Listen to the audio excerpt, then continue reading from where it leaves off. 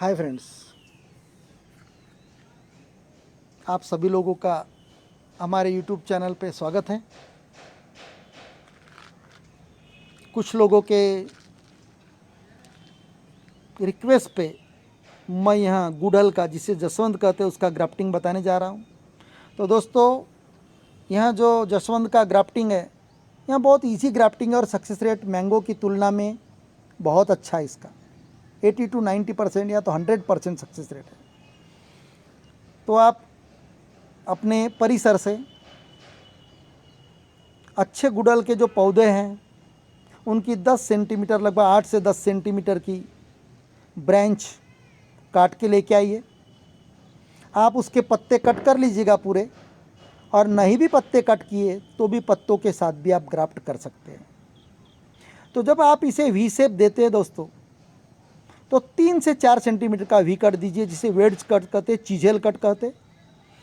इसके पहले मेरे मैंगो के प्लांट में इस प्रकार का ग्राफ्टिंग में ऑलरेडी वी शेप का, सॉफ्टवुड ग्राफ्टिंग का, वेड्स ग्राफ्टिंग का बता चुका हूँ।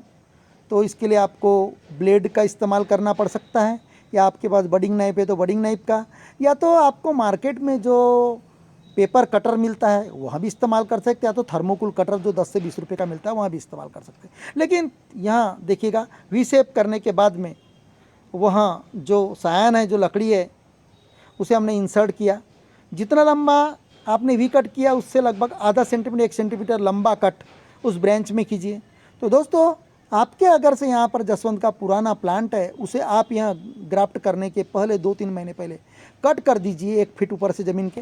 फिर उससे 10-20 ब्रांचेस जो निकलेगी उन्हें बढ़ने दीजिए, और उस पर आप इस प्रकार के डिफरेंट वेराइटीज़ की, तरह तरह की वेराइटीज़ आपके परिसर में दोस्तों के यहाँ कहीं भी होंगी, तो उनके यहाँ से रिक्वेस्ट करके आप 1-1, 2-2 ब्रांचेस 8-8, 10-10 सेंटीमीटर की लाइए, और अपने यहाँ इस प्रकार की जो जासवंत या गुड़हल या हिबिस्कस है, उस प्लांट पे आप इस प्रकार का वी शेप ग्राफ्टिंग कर दीजिए।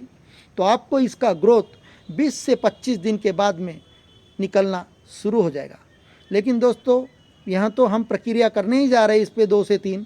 यहाँ पुरानी ग्राफ्टिंग्स थी हमारी, देखिएगा, जो 20 से 25 दिन पहले की थी मैंने, 7 के लगभग यहाँ शिफ्ट की थी मैंने, जिसमें से एक सिर्फ फेल हुई, बाकी सभी को स्प्राउटिंग निकल रहा है। तो दोस्तों, जो हम जॉइनिंग बांधते हैं, इसे कब छोड़ने का? तो दोस्तों, ये जो जॉइंट है हमने पॉलीथीन का बांधा, उसे कम से कम आप 2 महीने के बाद में, 2 से 3 महीने के बाद में छोड़ दीजिएगा। अदरवाइज वो पोर्शन कटते कटते जाएगा। जैसा आपको महसूस हो रहा कि ऊपर की टहनी मोटी हो रही है, नीचे की टहनी मोटी हो रही है, बीच का आपका पॉलीथीन वाला जो बंधा हुआ भाग है वहाँ अंदर जा रहा है, उस पोजीशन समझ लीजिएगा कि इसकी ग्रोथ हो रही है, तो काट के आप उसको पॉलीथीन को ब्लेड से मार के निकलवा लीजिएगा।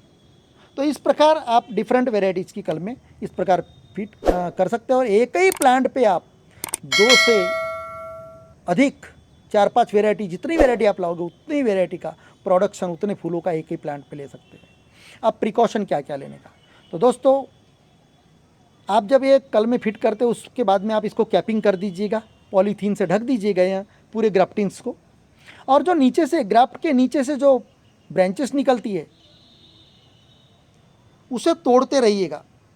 अदरवाइज अगर से आपने उसे डिटैच नहीं किया, नीचे के जो स्प्राउटिंग ओरिजिनल जो प्लांट है कलमों के नीचे का, वहाँ से जब स्प्राउटिंग निकलती है नीचे से, तो उन्हें तोड़ते रहिएगा, क्योंकि आप 2-2, 4-4 दिन के बाद पानी तो डालते हैं। उस वक्त ध्यान दीजिएगा हमेशा पानी डालते वक्त कि नीचे से कोई ब्रांचेस निकल रही क्या। अगर जो जॉइंट के नीचे से अगर से ब्रांचेस ओरिजिनल प्लांट की निकलती है और आपने ध्यान नहीं दिया, तो कुछ दिन के बाद में आपका जो यहाँ कलमें है पूरी, वहाँ सूख जाएगी और ओरिजिनल प्लांट स्पीडली बढ़ेगा।